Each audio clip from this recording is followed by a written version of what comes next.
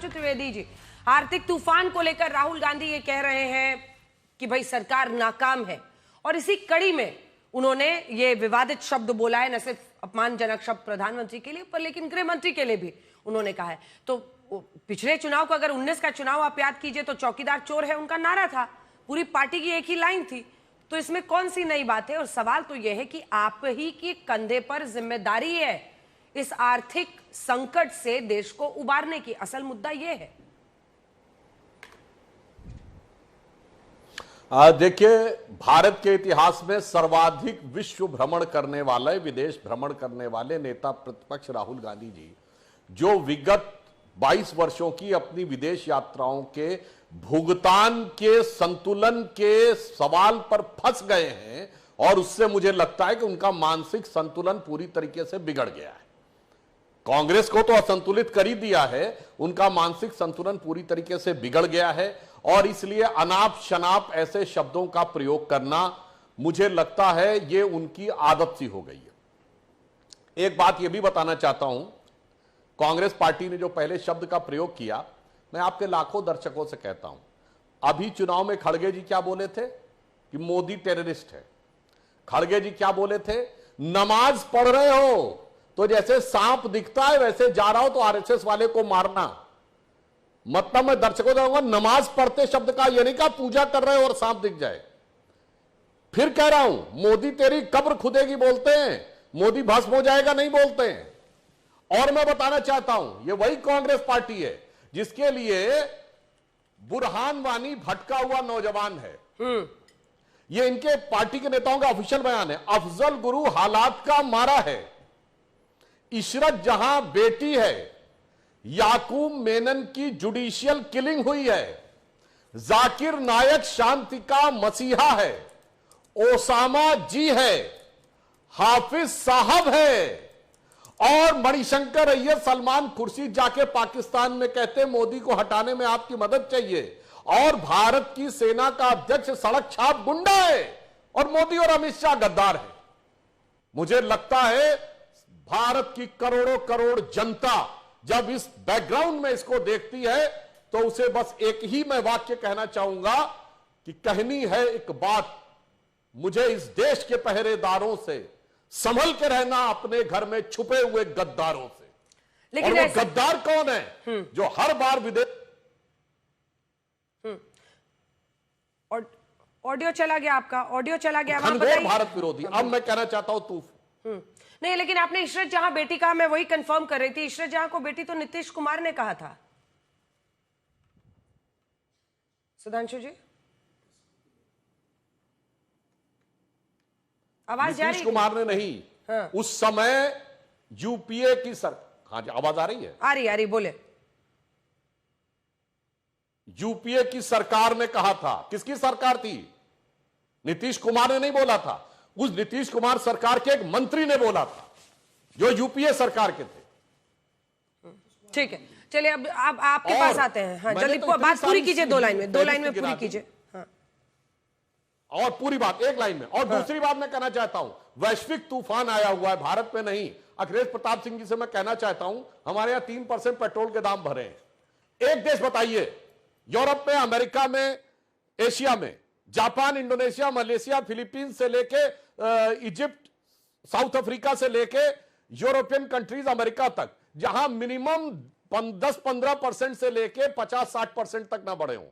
Challenge करके बता रहा हूं, बता के जाइएगा, भागिएगा नहीं। फिर कहिएगा कि कहां पे तूफान आ रहा है। तूफान नहीं है। हकीकत में भारत में राजनैतिक, सामाजिक, क्षेत्रीय, भाषाई और जातिगत संघर्ष पैदा करने में, अराजकता पैदा करने में असफल रहने के बाद यह माओवादी मुस्लिम लीगी कांग्रेस अब आर्थिक और ऊर्जा के मामले पे अव्यवस्था उत्पन्न करने में लगी हुई है। सिंपल सी बात है, जो जिन्ना करता था वो अब ये कर रहे हैं, जो माओवादी लोग करते थे वो अब ये कर रहे हैं। ठीक है अखिलेश जी, अब आप अखिलेश जी को दिखाइए। अखिलेश जी, किसी और की बात ना माने। और कई बीते दिन जब हमने दिखाया कि किस तरह से सवाल पूछा जा रहा था, कई लोगों के पेट में दर्द हुआ।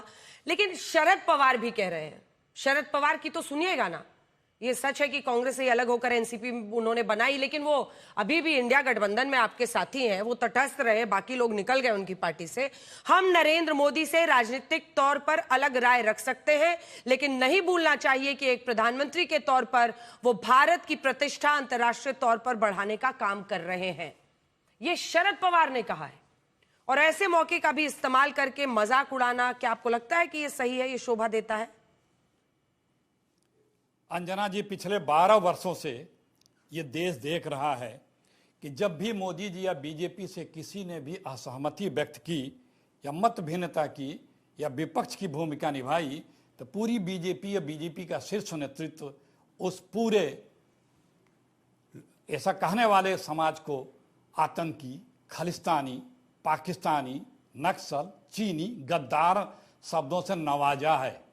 चाहे वो मजदूर हो, चाहे वो किसान हो, चाहे वो नौजवान हो, चाहे महिला पहलवान हो, चाहे पत्रकार हो, चाहे साहित्यकार हो, चाहे मतदाता हो, चाहे विपक्ष की पार्टियां हो, इन शब्दों से नवाजा है बीजेपी के लोगों ने।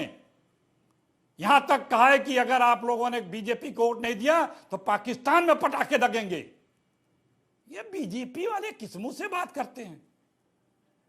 हम देखिए, मोदी जी इस देश के लिए नहीं, दोस्त के लिए काम करते हैं, सिर्फ दोस्त के लिए। हमारे यहां पेट्रोलियम संकट है ना, अभी आप लोगों को भी पता है कि भारत के नाम पे विदेश से क्रूड ऑयल लाने वाले इनके मित्र ने, इंडस्ट्रियलिस्ट ने आधे से कम 40% तेल विदेश बेच दिया। क्या बिना सरकार की, मोदी जी की मर्जी के बेचा है?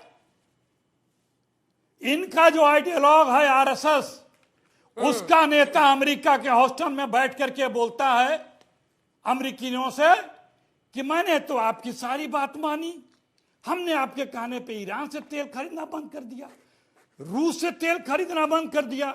विपक्ष की हम जलालते डांट झेल रहे हैं, हमें विरोध देखना पड़ रहा है। आपका हमने 50% टैरिफ भी स्वीकार कर लिया, आपका हमने 18% स्वीकार कर लिया, आपकी हर बात तो हम मानते हैं, फिर भी आप और कितना हमसे क्या चाहते हैं? ये राष्ट्रभक्ति है, ये राष्ट्रभक्ति है। तो ये जो बीजेपी के लोग हैं, जब सेनाध्यक्ष नरवरे कहते हैं कि चीन की सेना देश में घुस रही थी, हम परमिशन मांग रहे थे, मांगते मांगते थक गए, चीन की सेना देश में घुस गई, मोदी जी की तरफ से परमिशन नहीं आई। अंत में कहा गया कि आप अपने स्तर पे देख लीजिए। जिनका विदेश मंत्री कहता है चीन हमारे देश में घुस आ रहा है, उससे सवाल करने पे आप लोगों ने सवाल किया था, वो कहता है क्या करूं, चीन बड़ा देश है, मैं उससे क्यों लड़ूं? अरे भाई, इनका जो आरएसएस का नंबर 2 है वो पाकिस्तान को क्लीन चिट दे रहे हैं। अभी 10 दिन पहले आईएसआई के चीफ को ये भारत बुला करके हमारी सेना की जांच कराते हैं। ये राष्ट्रभक्ति है, ये राष्ट्रभक्ति है। सुधांशु जी का भी रुक जाइए। सुधांशु जी ने कहा कि जाते जाते बता जाइएगा कि तेल के दाम कम बढ़े। सुधांशु जी, जब $30 पर बैरल पर खरीदे थे ना, जब हिंदुस्तान तेल खरीद रहा था कई साल, तो आपने 3 गुना ज्यादा एक्स्ट्रा एक्साइज ड्यूटी लगा के 11 सालों में 44 लाख करोड़ रुपया एक्स्ट्रा कमाया है। उन देशों का जिसका आप जिक्र कर रहे हैं, वहां जब क्रूड सस्ता हुआ तो वो लाभ उस देश की जनता को दिया गया था। ठीक है, आपने ये लाभ इस देश की जनता को न दे करके अपने मित्रों का कर्जा माफ करके दिया है। हाँ। 40 लाख करोड़ रुपया आपने अपने मित्रों का कर्जा माफ करके दिया है। ठीक है, छोटा छोटा रिएक्शन एक और आप दोनों से ले रहे हैं, लेकिन अखिलेश जी सुनिए ना, इसके लिए चोर कहिएगा, गद्दार कहिएगा देश के प्रधानमंत्री को। यही तो आप लोग कहते थे कि वो जो भी बीजेपी के खिलाफ बोलता है, अरे सुना हो, जो भी बीजेपी के खिलाफ बोलता है उसको ये देश विरोधी कहते हैं। और आज आप वही काम कर रहे हैं कि प्रधानमंत्री को आप गद्दार शब्द का इस्तेमाल कीजिएगा। आपको किसानों को जब गद्दार कहा गया याद है कि नहीं? खालिस्तानी, पाकिस्तानी, नक्सल कहा गया याद है कि नहीं आपको? अगर किसी किसान को कहा गया तो तब भी हमने बोला कि गलत था। नहीं, इसको घसीटिए मत, इसको दूसरी तरफ मत ले जाइए। जब किसान के लिए किसी बीजेपी नेता ने ऐसा कहा, हमने उसका खुलकर विरोध किया, हमने उनको टोका भी। लेकिन आपके नेता सोच समझ के कर रहे हैं ना। चलिए ठीक है, अगर आपको लग रहा है बहुत अच्छा कर रहे हैं, आप ही पे छोड़ देते हैं। शरद पवार की बात मानने की जरूरत नहीं है सर, छोड़ दीजिए, सब गलत कह रहे हैं। सुधांशु जी, एक छोटा सा रिस्पॉन्स। जब तेल कंपनियों को फायदा हुआ तब तो वो फायदा पास ऑन नहीं किया गया। जब अंतरराष्ट्रीय बाजार में कच्चे तेल की कीमत कम हुई थी, वो फायदा तो लोगों को नहीं पास ऑन किया इन ऑयल कंपनीज ने। लेकिन अब जब कीमतें थोड़ी सी बढ़ी हैं और विरोध करने जैसा भी नहीं कर रहे हैं, एक बार 3 रुपया बढ़ा देते हैं, एक बार 90 पैसा बढ़ा देते हैं, क्या ही लोग सड़कों पर निकलेगा? सुधांशु जी, देखिए, सरासर झूठ नहीं बोलना चाहिए। आखिरी बार भारत सरकार ने 4 साल पहले दाम बढ़ाया था। और दूसरा झूठ खड़े होकर कांग्रेस पार्टी को नहीं बोलना चाहिए। जो भी पेट्रोलियम के दाम होते हैं, पेट्रोलियम उन 2 चीजों में से एक है, शराब और पेट्रोलियम, जो जीएसटी में नहीं है। 1/3 उसकी कीमत होती है, 1/3 राज्य सरकार लेती है और 1/3 केंद्र सरकार। यानी 100 रुपए में समझिए 33-35 रुपए की कीमत, 30-33 रुपए का टैक्स राज्य केंद्र सरकार का और 35 से 40 रुपए का टैक्स राज्य सरकार का। जब इनकी राजस्थान में सरकार थी, भारत में सबसे महंगा पेट्रोल राजस्थान में।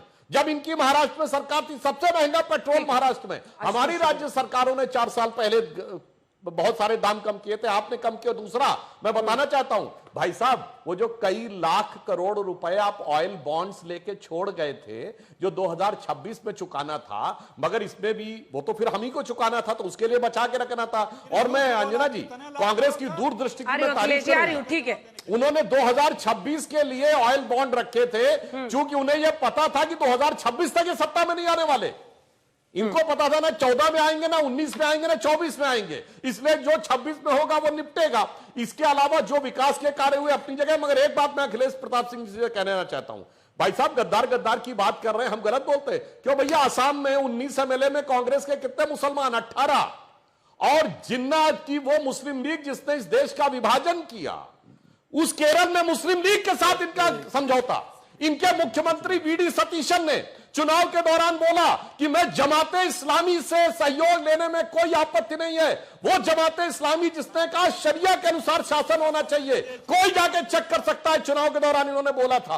अरे वो गद्दारी थोड़ी है, वो तो दिल की यारी है, उसमें तो सेकुलर यारी दिखाई पड़ती है। इसीलिए हर बार, और जिस नेता ने मार्च 2023 में लंदन में खड़े होकर कहा, why the defenders of democracy England and America are silent, they are not speaking in India. मतलब भारत के आंतरिक मामलों में हाहाकार करके याचना की अमेरिका और इंग्लैंड से, वो गद्दारी थोड़ी है। इसीलिए मैं फिर कह रहा हूं, संभल के रहना अपने घर में छुपे हुए गद्दारों से। देश के लोगों को कह रहा हूं,